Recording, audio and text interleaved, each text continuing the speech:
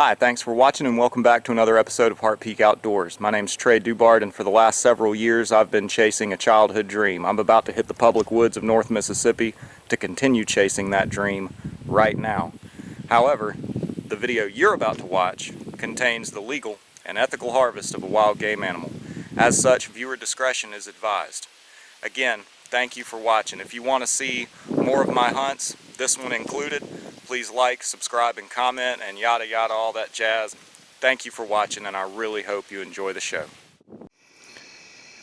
Good morning. It's just after 5 on the 10th of October. Had to work the last couple of days, so I wasn't able to get in the woods. I did edit a lot of stuff. So I got trail camera pictures of a buck that I had one picture of previous to 2 days ago. So it's a palmated 8-point that runs with that wide 9. I'll show you pictures. So I got these two pictures. This wide 9 and this palmated 8.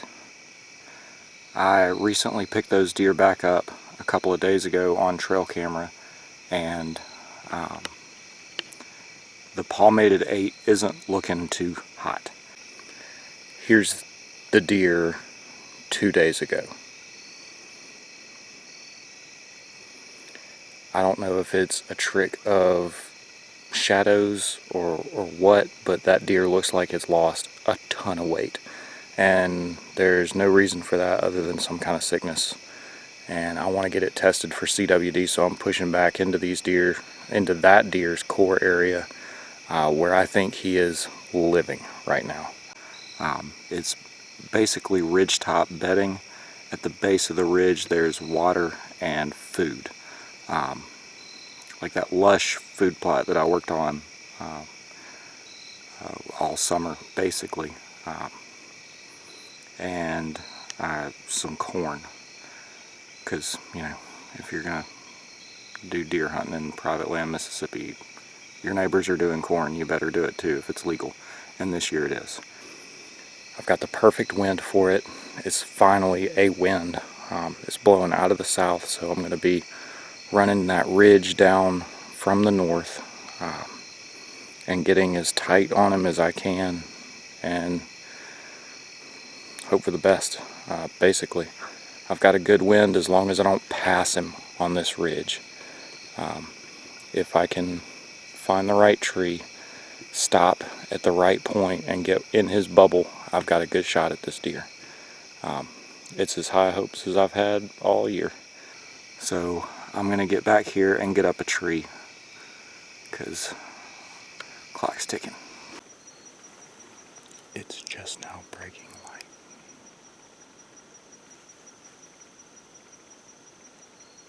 There's a deer sneaking around back here somewhere. I just heard some bucks sparring right in front of me about, I don't know, 50 to 100 yards. Who knows? Just one little tickle.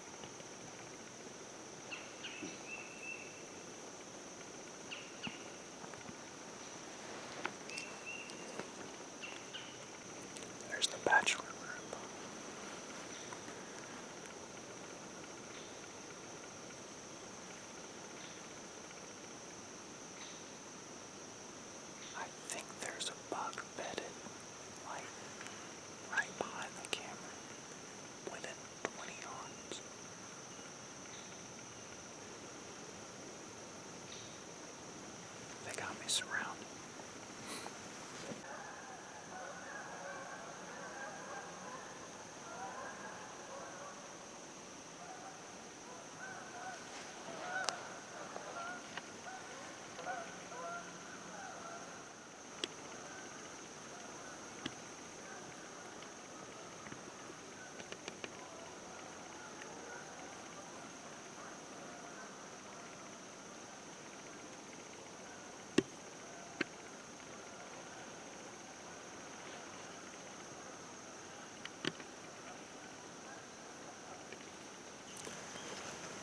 So I've got a target buck bedded 35 yards away. I can't see it, but I know it's right there. I've got another little buck bedded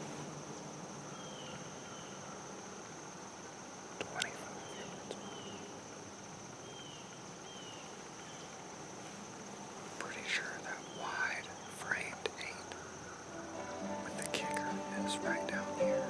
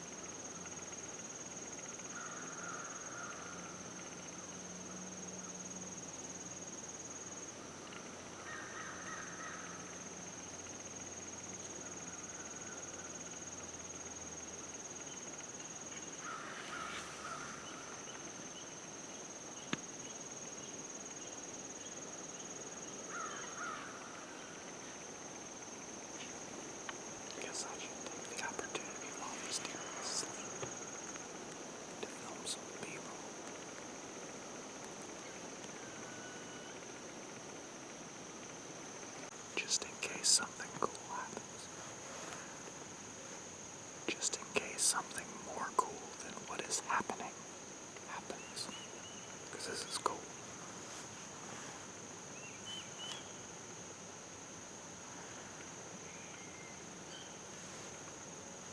The deer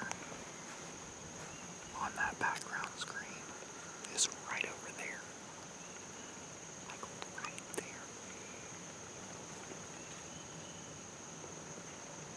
Just behind some bushes. It's 8:22. This deer's coughing.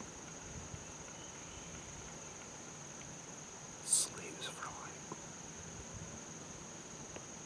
10 minutes and then it looks around, licks itself. And then it puts its head back down. Goes back to sleep, I guess.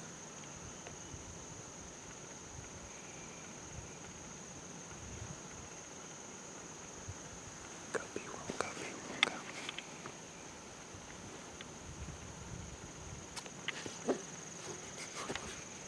Watch this.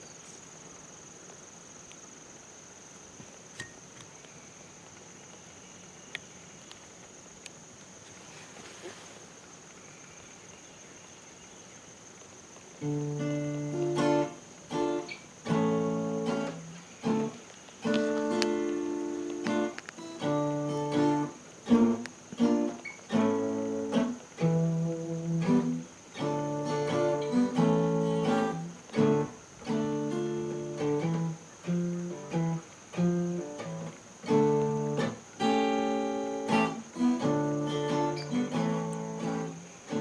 would bed behind me where it's very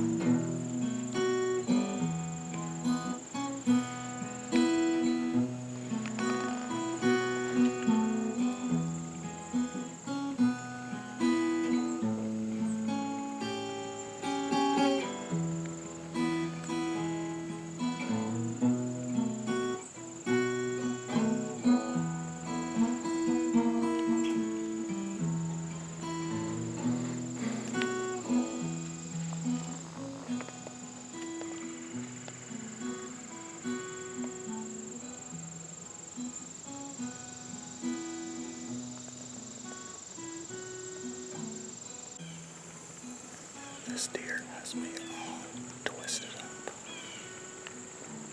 I've been looking over my left shoulder for so long, my neck just killing me.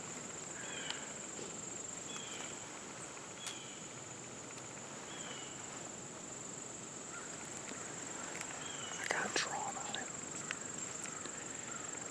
and he only presented that quartering 2 shot, and I didn't really want to take that. About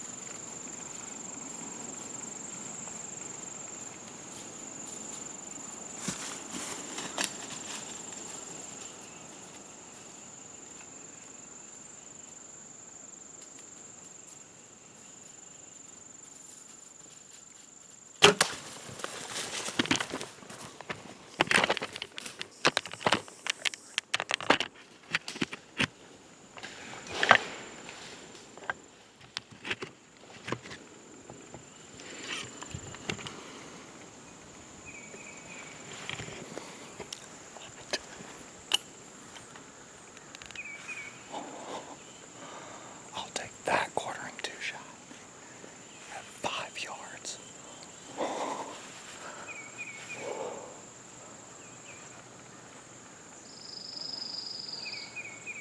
There were 3 other deer right here.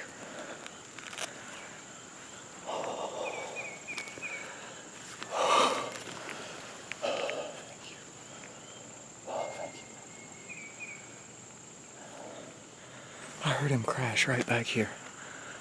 I've been working on that for so long.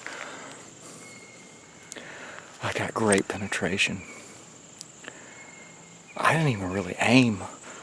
I mean, I did. I have no idea what I got on camera, but they all just got up and decided to walk right next to me. And that last one in line,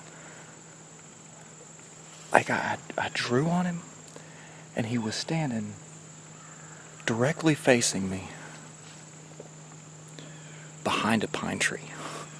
So, no shot, but I'm drawn. The camera's pointed where it's pointed, but I don't know where it is. I don't know.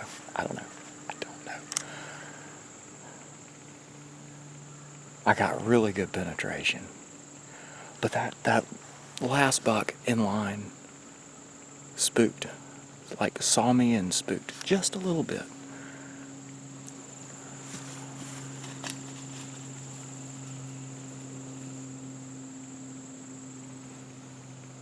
They're still right there.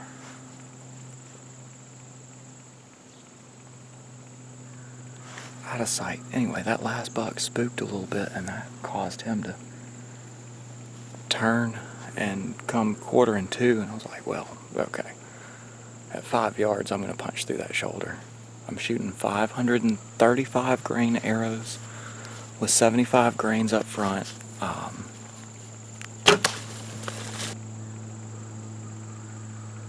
100 grain broadhead? I don't know. A bow? Yes. Let me get help coming this way. It's 9:39 and I just shot that deer. That's incredible.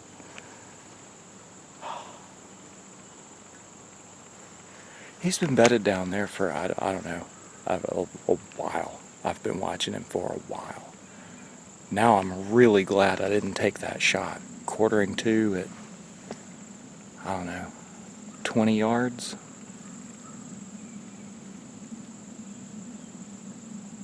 Instead, I get a 5-yard shot, if that. Probably not even that.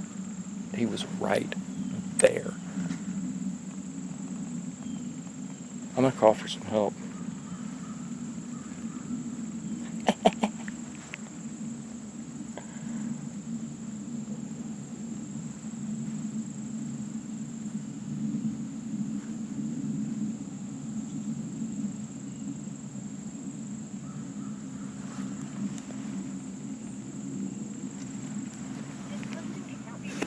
Cannot be reached at the moment. Trevor, what? Cannot be reached.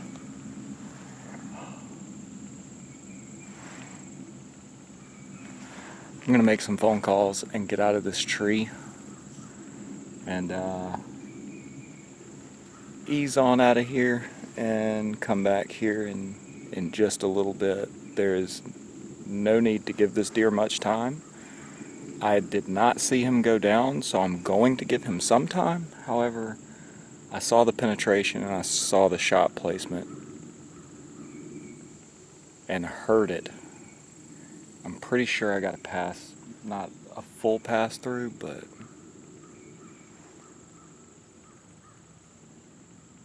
that's a, from what I know now, that's a dead deer. That could change, but I'm really confident. That was incredible. Incredible. So I'm gonna get out of the stand, get some blood flow back in my legs, take an alternate route out of this place, because I don't want to go near where he went. He's gonna be dead right over there, probably. But when in doubt, back out. It was a pretty steep angle, but it was a pretty high shot. Rather, it was a high shot, but it was a pretty steep angle, so I don't know. Oh no, I've never done this before. Awesome. So the closest that buck bedded to me was right here.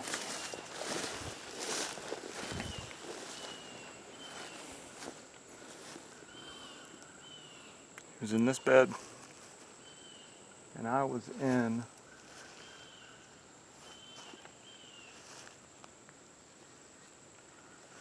that second tree. There are two trees right there. I was on the one on the other side of it.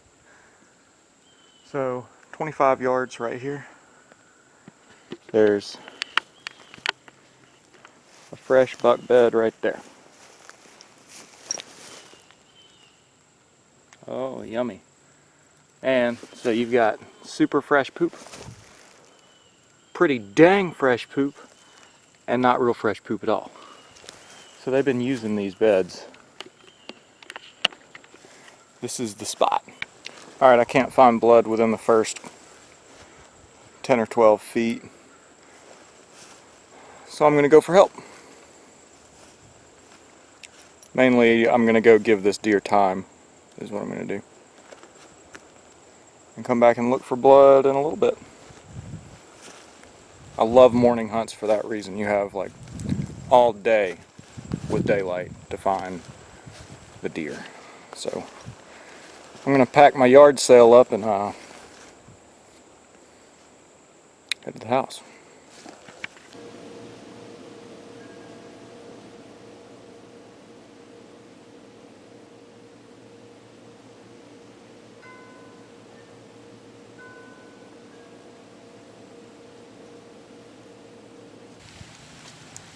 Alright, we're going to go around the area where I shot him, where he ran to, and pick up first blood from the other side, just to avoid jumping him. If he's still alive, I don't think he is. Trevor doesn't think he is.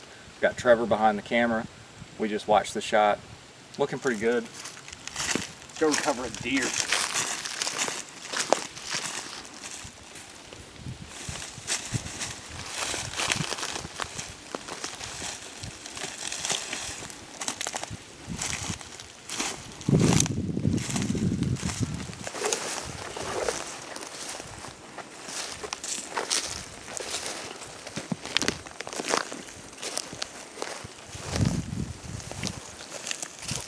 deer was right around here when I shot him. I was in that tree. I looked for blood earlier, I didn't see any. But I know which way he went. He went down that way and then cut up the ridge.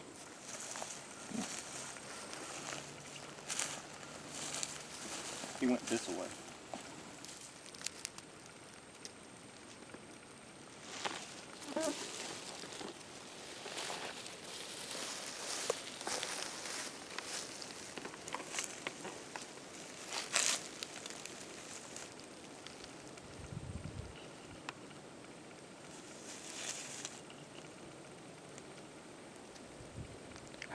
How far do you think he ran before you heard a crash? 50 yards, 40, 60, but right up there. And you can hear the crash in the video. Like he crashed hard.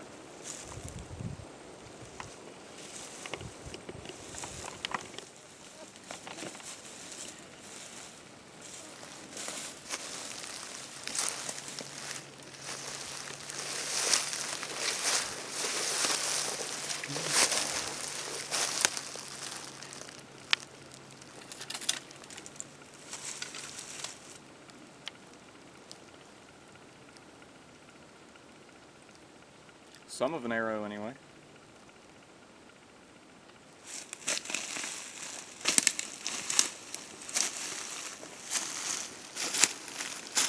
All the blades deployed, that's good.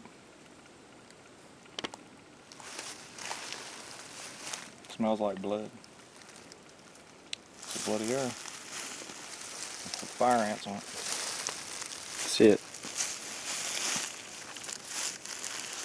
Dark blood. I don't see bubbles. Oh, I do see bubbles.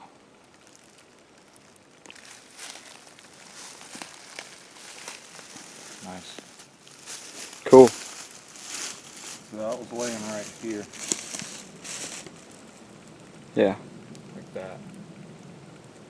So maybe it went on that side of this. Like that.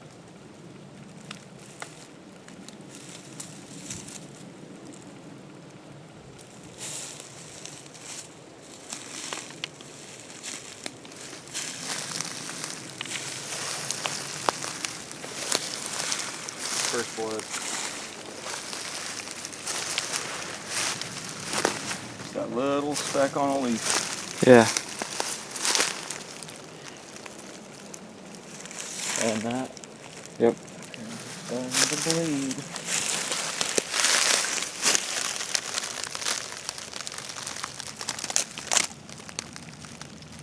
I know he went this. There we go. Blood. Blood. There's the rest of your arrow. Where? Oh, nice. And it's got blood on it to the fletchings, but not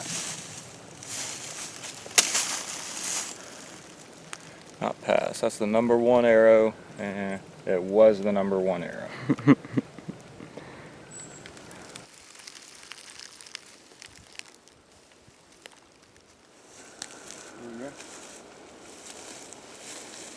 Stay at it. Should stay at it. Yeah. Let's see some. You go that way, and go down this way. Where? This blood right here. All that. Is that blood? I don't think so. You think so or don't think so? I do. Yeah, that's blood. Yeah. Hard to see in this leaf litter. There he is.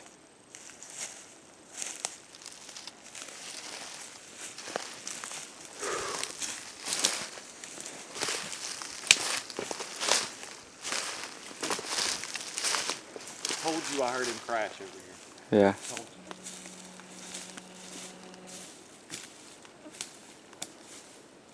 Oh boy.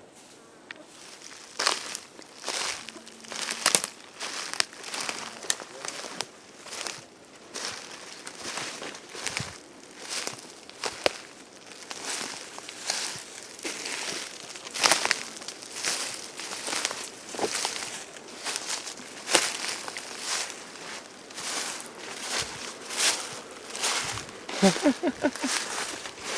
flies are everywhere. Yeah, they are. Yellow jacket. There's a yellow jacket in that wound. Wow. What a buck, Trey. That's a nice buck.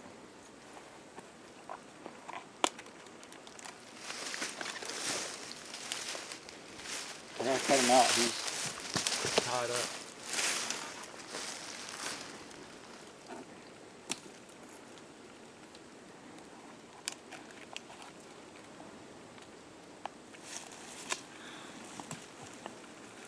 He's been dead a while. Like a while. He's got curved brow tines. They curve in. That's incredible. That's awesome. He's been rubbing.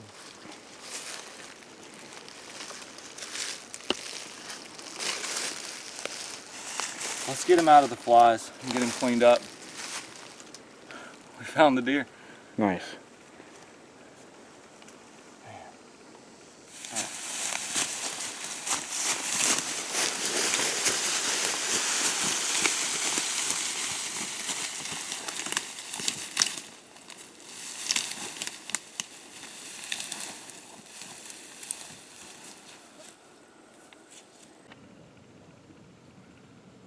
I don't even know where to begin on this deer.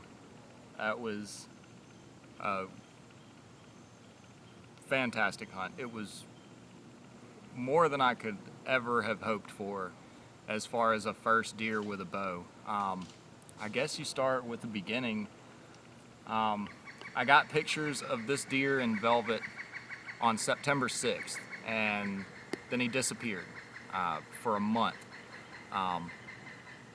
I started getting pictures of him near a food plot I put in this past summer, and I agonized over where to go on this place. You can ask Trevor. I got on a whiteboard and drew it out and tried to figure it out, and I settled on the point where those logging roads meet, and that worked out well. This is a spot where a hardwood bottom, this gully basically, transitions to a pine ridge. And on that transition, I was probably 40 yards off of that transition, thinking those deer would be in the thick stuff, but not very far. And it turned out to be exactly right. It was lucky, an incredibly lucky guess. So I went in this morning with a south wind, perfect for this. The agonizing part of it was, how deep do I go? How aggressive do I get? And I just so happened to pick just about perfect. They looped in 10 yards in front of me as opposed to 30 yards behind me and busted me. They bedded right there where I could see them. Everything just had to work out perfectly. They got up from their bed several times. I watched them from 7 in the morning until, like, what was it, 9:39. So right before I have the deer on camera, it's 30 yards away laying in bed, and it decides to get up and run. I don't know, three good strides. And so it goes from 30 yards behind me laying down while I'm doing this interview, or trying, to right there at 10 yards. And I'm having to figure out the bow, the camera. I just pointed the camera, and luckily the deer stopped behind a pine tree perfectly, like in line with me. And so I was able to get the bow drawn. That's what that younger deer spooked on, and ultimately pushed this deer out. I put it high on his shoulder, and this is the exit down there somewhere, mid-body. Clipped both of his lungs. He only went 50 or 60 yards maybe, and when we found him, he was stiff. He died. That's probably the thing I'm happiest about, is that he died quick. I mean, quick. He was stiff as a board when we got to him. This is the first time I've hunted a specific deer and killed it.